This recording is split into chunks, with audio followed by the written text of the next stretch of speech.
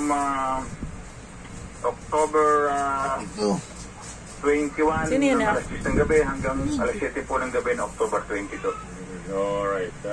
Mukhang marami naman yatang mabibenepisyohan niya. Basta sinabing Skyway kasi naiisip ng iba. Talagang solusyon niya. Dito sa mga kalsadang pag-rush hour, sigit na, JF. Ganito nga po, talagang wala namang ngayon itong saan na ating nakikita naman araw-araw yung problema sa trapiko. Kapag hindi na po talaga balanse ang dami na sasakyan sa ating mga road network. Kaya ito po ang talagang solusyon. Dagdagan natin ang mga road network natin upang maka-accommodate ang mga sasakyan, lalo-lalo na dito sa Metro Manila. Alright. GM, balikan ko lang itong mangyayaring paghahanda ninyo sa Tigil Pasada kung matutuloy. Meron bang report na may mga ilang area o may mga ilang mga lugar sa Metro Manila na pag-sinasamantala ng mga nanganguloro? Medyo malapit lang konti sila. Yung mga nanganguloro na tama po kayo. Talagang may nagsasamantala ng nguloro. Galing, babe. At yan naman po ay kasama sa ating babantayan. Kasi siguro naman ito ganyan kakagaling mo. Ganyang edad. Parang nauubos agad ang pasahero. Sinong mga kumukuha nito na edad? Hindi lang po nangunguloro. Kundi mga yung iba niya nag-overprice pa. 1, 2, 3, 4. Merong ang alam ko, meron kayong tinakdang programa dyan. Dahil lang mga mismong transport group na nagre-reklamo sa pamamayagpag ng mga pumapasadang hindi dokumentado. Ibig sabihin mga kolorong, lalo na paggabi. Yeah. Meron po tayong itinag na anti-coloring unit. Yan po talaga ay concentrate lamang araw-araw sa panguhuli ng mga kolorong unit sapagkat unfair po doon sa mga may practice.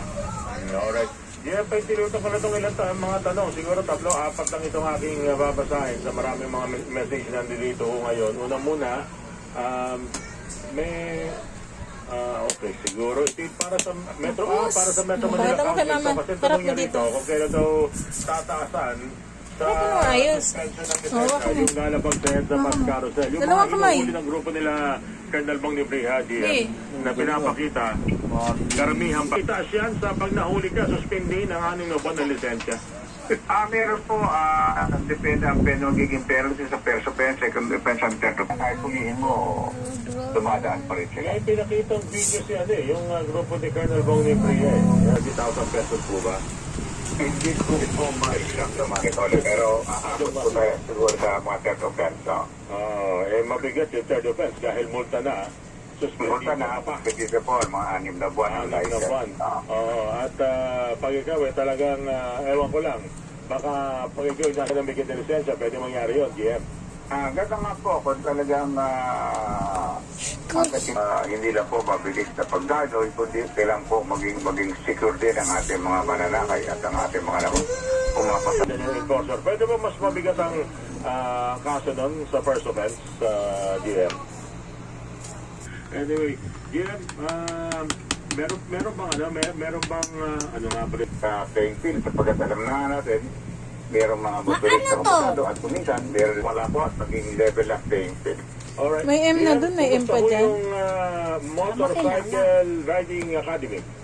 Okay naman po. Tuloy-tuloy po ang ating pag-train at talaga po na maganda naman po ang ating maging resulta sapagkat ito po unang-una nakakabawas po ito sapagkat marami po tayong mga nagpumalala na sa EDSA mula na nagkaroon ng carousel ng AGM. Agad na nga po at bumilis ang ating travel time at magamat ang natagdagan before pandemic, mga 400 sa kahabaan ng EDSA at bumilis po kumpara sa Baska. Doon makikita natin na very effective yung Baska. Hindi pa rin talaga sumasabay. Hindi mo tuloy malaman saan yung nagkakaroon ng gridlock, saan nagkakaroon ng problema.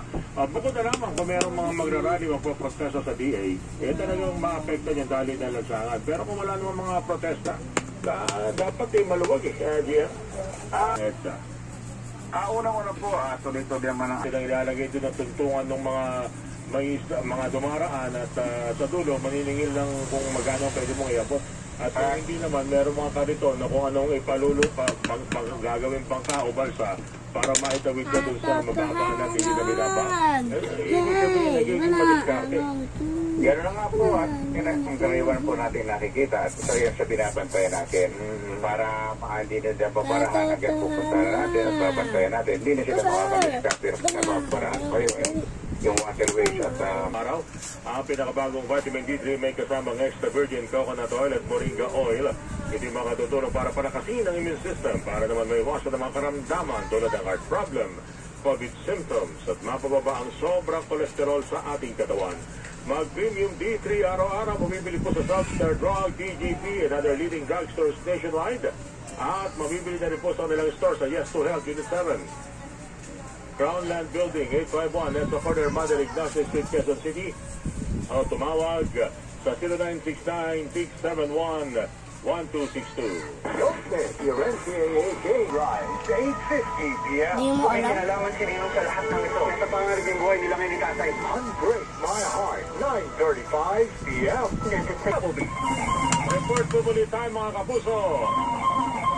May report tayo na tagapin mula sa GMA Integrated News. Bagong bukas na Christmas pasyalan. Patok ngayon sa Marikina City. Katrina Song sa detalye. Katrina.